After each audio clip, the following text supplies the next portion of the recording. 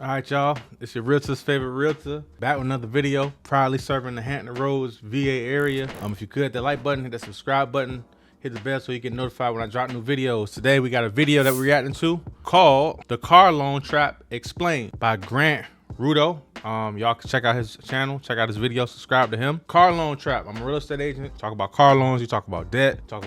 Sometimes I can get away buying a house. It's one of those subjects I could talk about literally forever. So I hold this one near and dear to my heart. You know, when it comes to vehicles, I understand we need vehicles. We got to get from point A to point B, especially living in America. You just need that. In certain places, you really need that. But you can get sucked into literally spending way too much money on something that does the same thing as a lot of other things for cheaper. Mind you, I understand. We all have certain needs. We all have certain specifics, certain asterisks, but this can turn into a trap real quick. So let's go ahead and hop into the video. $3,200 in car payments? Oh my gosh! What are you driving? This ain't even my $3,200 in car payments is wild. car. Somebody let me use it, bro.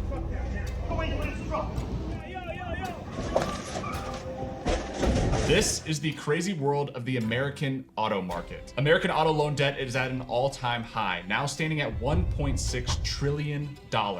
And the crazy part, that's enough to buy every single residential home in New York City and still have money left over. So what do?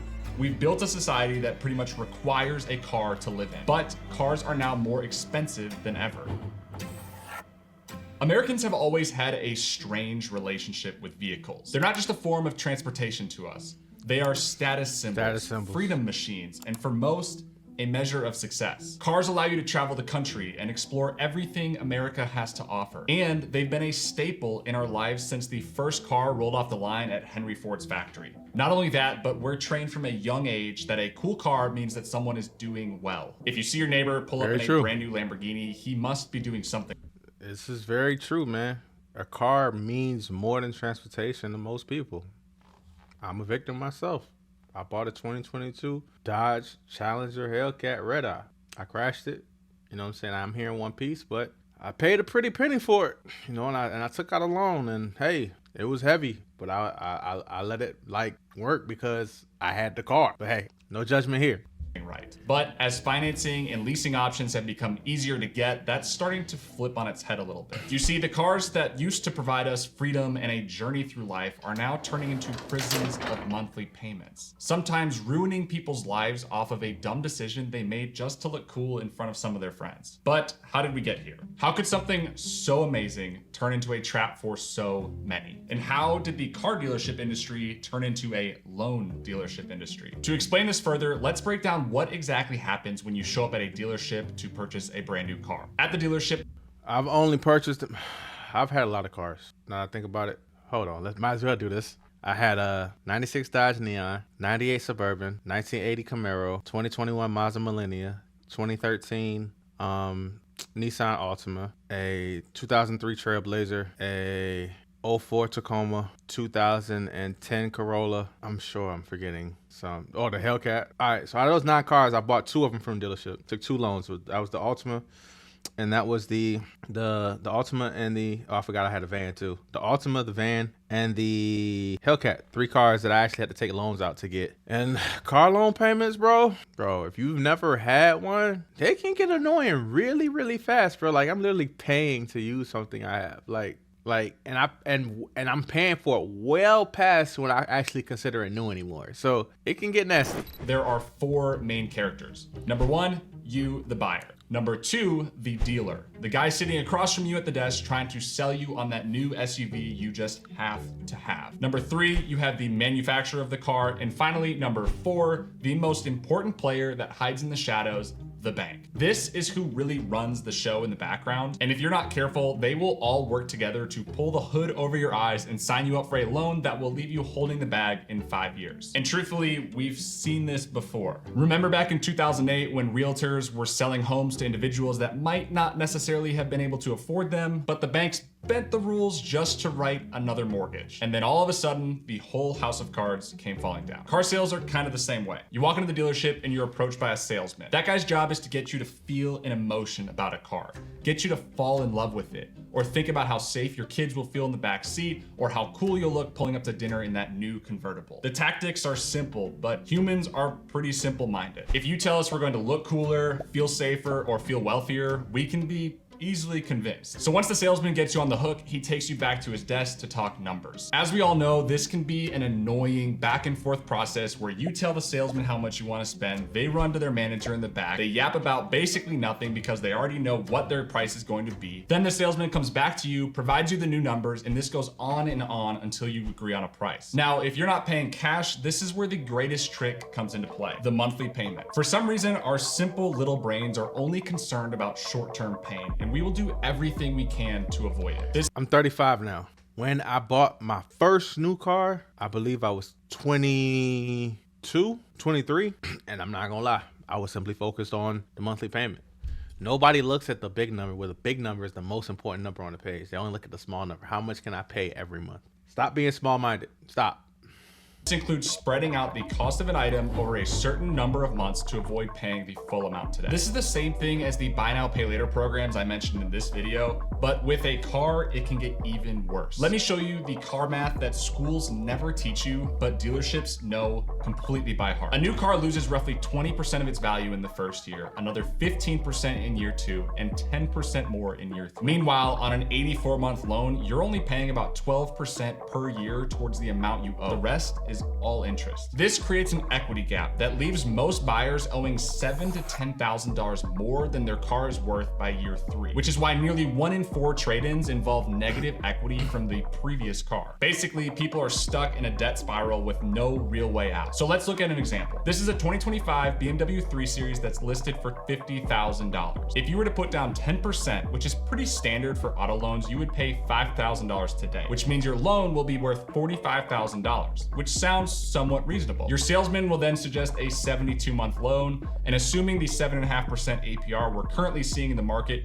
your monthly payment will sit at about $780, not including taxes and other fees. So for $5,000 today and $780 per month for the next 6 years, you too can drive off the lot with a brand new BMW. Only problem is you're not actually signed up to pay $45,000 over the next 6 years. In fact, if you pay your loan off over the next 6 years without missing a single payment, you will end up paying $56,160, which is over $10,000 more than the original loan amount. And if you show any signs of resistance, the salesman might even lure you in with a lower monthly payment by extending the term of the lease to 84 months. So now you only pay $690 per month. But your total amount then comes out to $62,960 if you include your down payment. And the truth is that BMW you drove off the lot just dropped 10% of its value, and it will never be.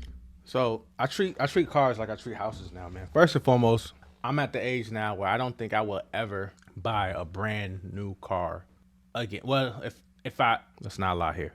If I buy a brand new car, it's not gonna be for me. It'll probably be for something that commutes the whole family around. Just because when you're driving around with wife, kids, and you're looking for a vehicle that encompasses all of those people, it's gonna be certain things that you must have to feel as comfortable as you want to feel. That would be the only new car I buy. But any personal car for me, I don't think I'm ever buying a new car again. It doesn't make sense. The math just doesn't math. As long as the car works, I think just like buying a house, your best bet is to buy a house that was built maybe 2-3 years ago, because all the kinks are out. All the kinks are out.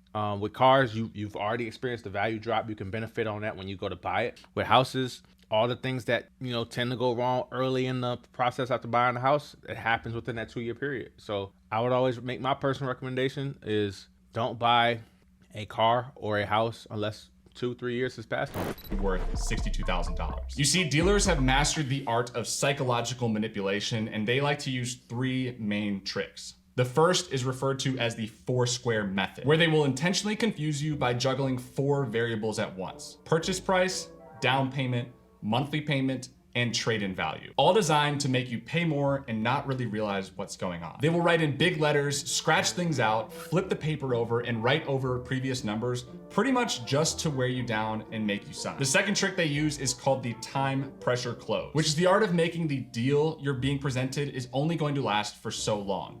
They might even say that the deal is only available today, or that they have someone coming in this afternoon to look at the same car, all in the hopes that they will pressure you into making a decision in order to not lose out to someone else. And finally, the third trick they use is focusing all of your attention on the monthly payment. By steering the conversation away from the total price and towards the monthly payment, they're able to hide thousands in extra. Salesmen are good, man.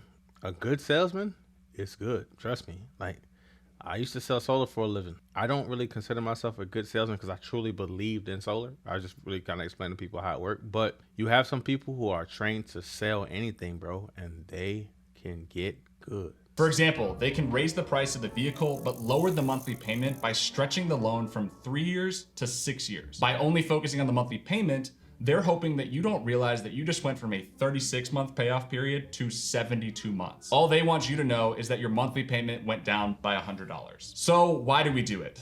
Why do Americans spend so much money on cars? Well, it's partially out of our control. Over the last 5 years, we've seen a perfect storm in the car market, driving prices to levels we've never seen before. During the pandemic, the supply of cars fell off a cliff due to computer chip shortages. The factories weren't making any new cars and the car lots began to empty out. This drove the supply of cars into the ground and the demand began to skyrocket, leading to even higher used car prices, especially with all the families moving out of the big cities into more suburban areas where they couldn't rely on public transportation as much. On top of that, inflation was close to 9%. So your dollar had almost 10% less buying power than it did in 2019. So as buyers, things were more expensive than ever and our dollar.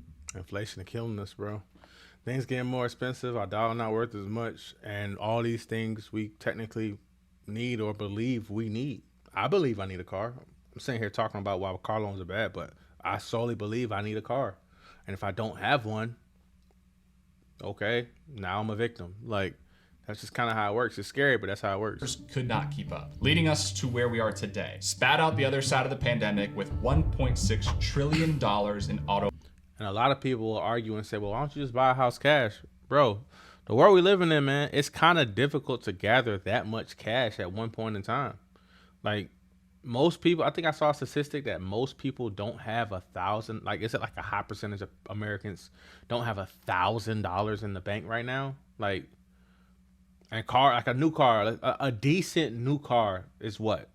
35 grand? Like, being real? Nobody, it's not a lot of people sitting on 35 grand right now.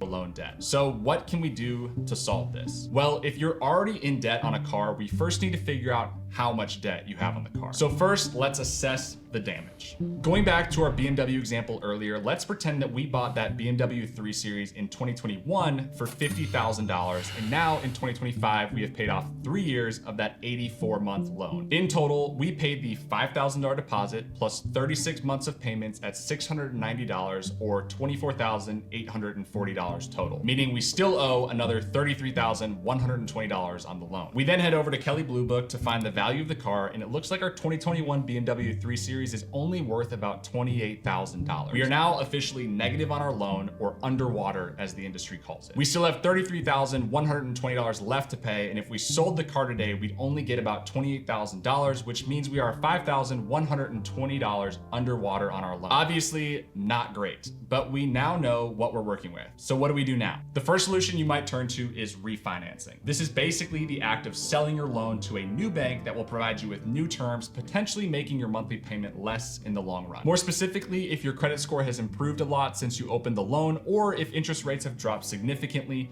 refinancing might make a big difference for you. But if you're underwater on your loan by over $10,000, or if your car is old and high mileage, most lenders won't even bother trying to refinance for you. So it's really not a solid option to rely on. Other than refinancing, there are a few ways to get out of the mountain of debt you are building, but none of them are going to be easy. First, you could sell the car today and just swallow the loss before it gets any worse. The pros of this is that it's a clean. So he's right about selling the car. Personally, I think to kind of add a layer of guidance to this step, when you buy a car, honestly, you should be buying cars with the intent of keeping it forever. That's the truth. If you do that, you get the highest return on investment of your purchase. Now, I know people sometimes go into the realm of leasing or saying, I want to update the car every couple of years. I'm not talking about those type of people. I'm talking about if you go to buy a car, you should be having the mindset that if I buy this car, I want to keep it until it dies? Can it do what I need it to do until then? Break, but you need to have the cash to cover the loss or potentially pull out another loan to cover the loss, which I wouldn't necessarily recommend. Second, you could trade the car in for a much cheaper car and set up a new financing plan on that car. This would get you into a cheaper car. You could roll off some of that negative equity into the new loan, but it will also dig you deeper into debt, starting you back at square one on a new loan. The third option is to completely lock down your budget and go as hard as possible to overpay your monthly payments and crush the balance as fast as possible. This requires the most work and discipline, but if you're willing to do it, it can save your credit in the long term and eventually pull you out of this endless cycle of debt. There's also a fourth nuclear option that should only be used in times of crisis because it can have some serious impacts on your financial future, and that is voluntary repossession. You can take your car back to the lender and willingly hand over the keys, which would immediately end your payments, but completely destroy your credit score. As you can see, this is not an option you would want to end up at, but if it's all you've got, then it's what you have to do. When it comes to debt like this, it can be overwhelming, but the longer you wait, the more your car value will drop and the harder it will be to get out of debt. So make the best decision you can today and just get moving. If you're in need of a car right now, here's a simple 3-step plan to get you the best deal. Step 1, get pre-approved financing from an external bank before you walk into the dealership. This will help you avoid dealer financing. So when I bought my second car, I knew about this trick, and I went to my bank, Navy Federal at the time, and I got a up to check. And that changes the game a lot. You don't have to, worry about their terms, what they're offering you. You have already spoken to your lender. No rush, no hassle. You know what payment is going to be what and what you can afford up to, and you have it in hand. And you never, ever reveal that to the salesman before you go. Like, make that your final trump card. Like, you already have the money. And other tactics they might use to get you to spend more. In step 2, calculate your all-in monthly cost, including insurance, gas, and maintenance, because this can and will add hundreds of dollars onto your monthly cost of owning the vehicle. And finally, step 3, stick to the 24-10 rule. A 20% down payment, a 4-year loan term, and keep the monthly payment below 10% of your monthly income. I never really knew that. So 20% down payment, a 4-year term, and 10% of your monthly income. I have to look at that number, but that sounds legitimate. To make it easy, I linked a simple calculator below that will help you figure out how much car you can afford. When you use this tool, watch how dramatically the total amount of your payment changes by adjusting the term of the loan and the amount you put down. The shorter term loans will save you thousands in interest, even if your monthly payment is slightly higher. And just remember, everything is negotiable and you have the power to walk away at any time. The future of car ownership is to be determined. With some instability at the beginning of the year due to tariffs, prices haven't really come down yet. Although with the current trade talks, we're seeing some cracks starting to form, and if demand dries up like it has been recently, the prices will eventually be forced down. So if you're in the car market for a car, new or used, and have the ability to wait, that's what I would do. In fact, that is exactly what I am doing as someone who is looking to trade in an older, high mileage car that is getting close to its last leg. Analysts are currently expecting interest rates to drop between 0.5 and 1% by midsummer 2025, which could also save you $30 to $60 per month on a typical loan. And by the end of 2025, new car inventory is expected to increase by 15 to 20%, which will also put some pressure on prices, likely driving them lower. So if you can wait 6 to 12 months before buying, you'll likely end up with a better deal. At the end of the day, a car that you're going to drive daily is not an investment, it's just an expense. But if you don't want that expense to end up driving you into mountains of debt, take your time when making the decision and really look into the numbers that are being presented in front of you. Just because it looks like a low cost today doesn't mean you're actually getting a good deal. Don't be afraid to walk away from the table and do what's best for you and your wallet. And definitely don't overspend to get something that makes you look more successful. Instead, save some. Live for you, bro. Don't live for nobody else, bro. Live for you. I ride around in a beater truck right now, but I'm a high selling real estate agent, and that's all that really matters. So live for you, bro. Don't live for nobody else. money to enjoy life versus being trapped under a crazy monthly payment on a vehicle you'll probably grow tired of in the next 10 to 12 months. And here's my challenge to you. Calculate your true car cost by adding your monthly payment, insurance, average maintenance, and depreciation. Then ask yourself, is this vehicle worth X% of my monthly income? What else could I do with that money? If you want, share your numbers in the comments and we can workshop what the best deal might be. And if you enjoyed this video, you might also like this video that breaks down the psychological trap of buy now, pay later tools. Yeah. I think that was a well put together video that a lot of people need to watch, man. Again, you know, I'm 35, and in my mind, I know at least, and I'm just thinking of me. I haven't even thought about my kids. Like, I know I got at least 1, 2, 3, maybe 3, 4 more car purchases left in me. And this is all valuable information to kind of put you ahead, especially if you're considering buying a home. You need to understand what debt is and what it does to your hopes of buying a home. And the fact that everything's getting more expensive, interest rates are going up. You really need to know this information more than you did in the past. So I appreciate Mr. Grant. Thanks for the video. Thanks for watching my video, guys. And I will see you guys on the next one. Gone.